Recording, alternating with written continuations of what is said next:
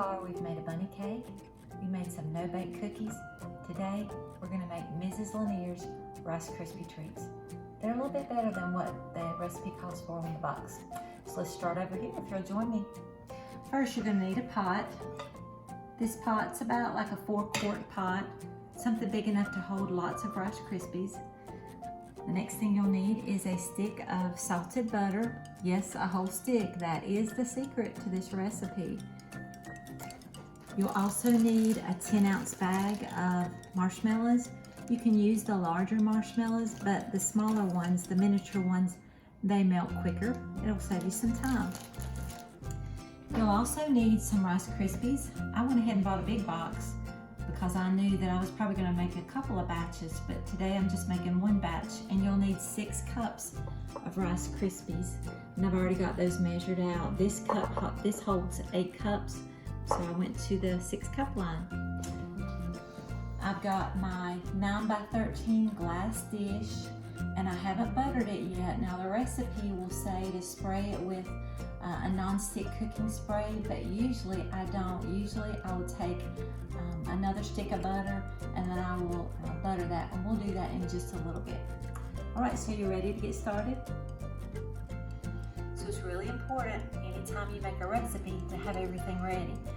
If you don't, sometimes it doesn't go as well. So I go ahead and get my pan ready, because when you make your Rice Krispie treats, it's gonna go pretty quick, and you don't wanna be trying to get all your pan ready. So I just take a stick of butter, just enough to go all around it.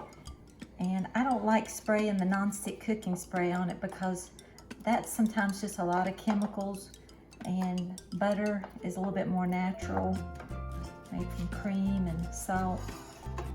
And also it's a bit more yummier. I butter my pan really good. This would be a fun thing you could do, boys and girls, with your parents. Slipping and sliding around, getting it all really nice. This will make it yummier when you eat it. Okay, so I think I about got it nicely buttered. What do you think? Looks pretty good, doesn't it? I can save the rest of this stick for another time to use it on something else. All right, if you'll come on over this way. So I've got my pot here, and there is a recipe on the back of your box, and it calls for 3 tablespoons of margarine or butter. I only use margarine just in like one recipe, and it's a pound cake recipe. I'll show you another day. But I always use real butter, and I always use salted. And I'm gonna use a whole stick. That is the secret to the Rice Krispie treats. When I was a little girl, and I'm much older than our moms and dads and the kids, of course, my mom made this, and I was really small, and I remember thinking, oh, this is so yummy.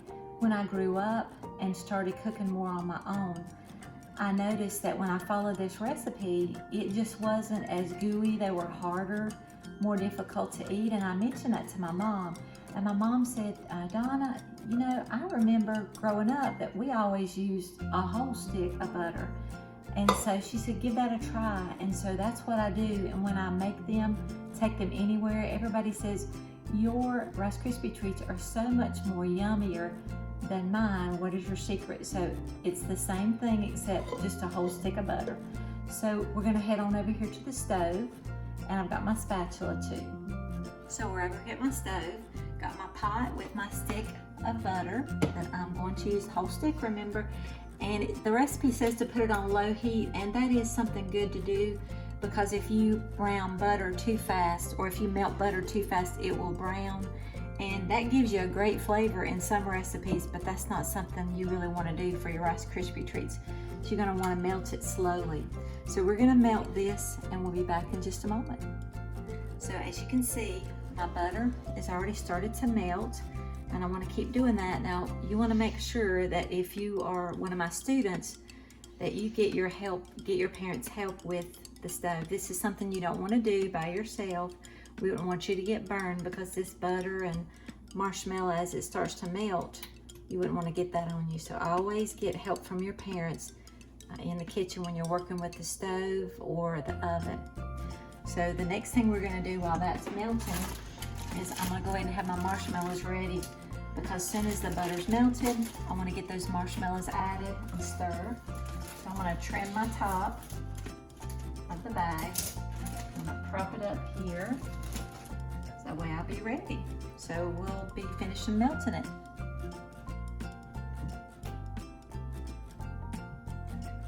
So as you can see, my butter is finished melting it, and I did it on low.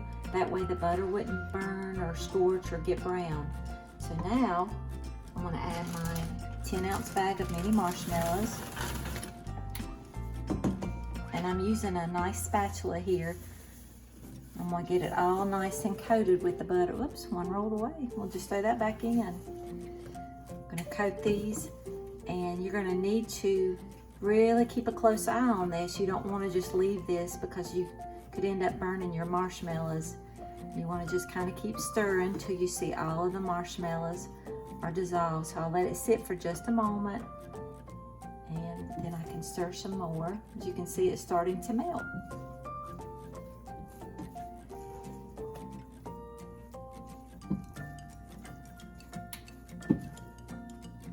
So it's almost ready. As you can see, there's just a few marshmallows.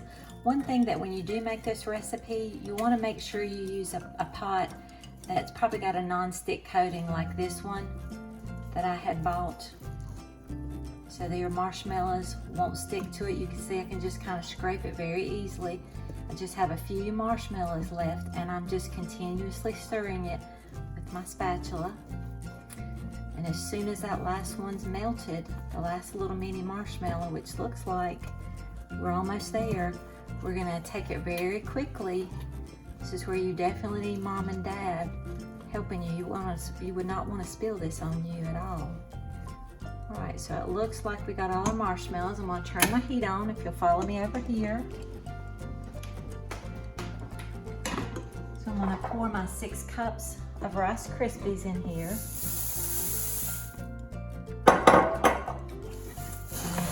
Just stir quickly. Now, there's lots of recipes about how you can add food coloring and shape things like Easter eggs. I've never done any of that because I found that the more you mess with these Rice Krispie treats, the harder they are to deal with. But the extra butter that I put in mine, since my recipe is a little bit different, makes it a little bit easier to handle. So it's almost finished. Get a little bit more of this mixed in.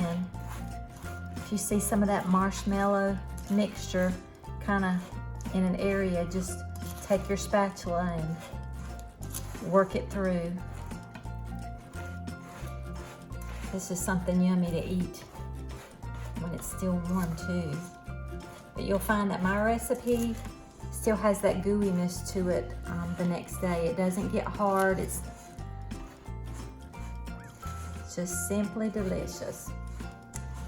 Not fat-free though with that extra butter in there, but it's really good. All right, I think that's pretty good. I'll let you look at it. You can see how I've got it all mixed in. So I'm gonna take my handle here and I'm just gonna dump it out. Now there are lots of ways that you can spread this out and make it firm. You can take wax paper and you can kind of press that down. I've tried it before and then I end up having Rice Krispies stuck to the wax paper, but using a non-stick pan, you can see I've got pretty much all of it. So I'll just take my spatula and press it out.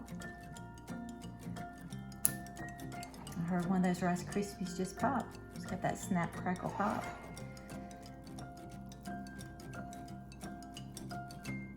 Right, now I've got some left on the spatula. That would be a great thing for you to eat with your mom and dad. I'm not going to eat that right now.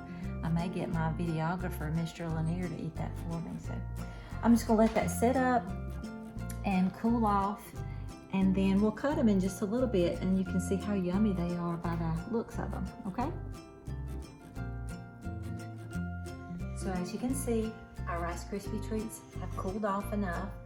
When you go to cut them, you need a very sharp knife, and you would need your parents' help with this. Let them do that. And I just cut, and you notice mine are not as hard to cut as some people's. And usually when I cut them, I like to go ahead and cut it all at the same time. That way my pieces are even.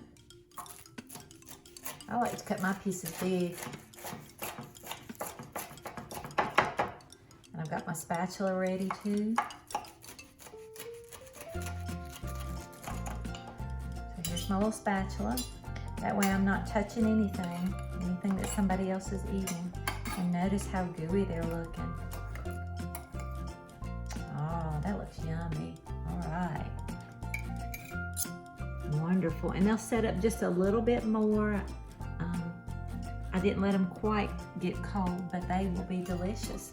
Hope you enjoy making Mrs. Lanier's Rice Krispie treats.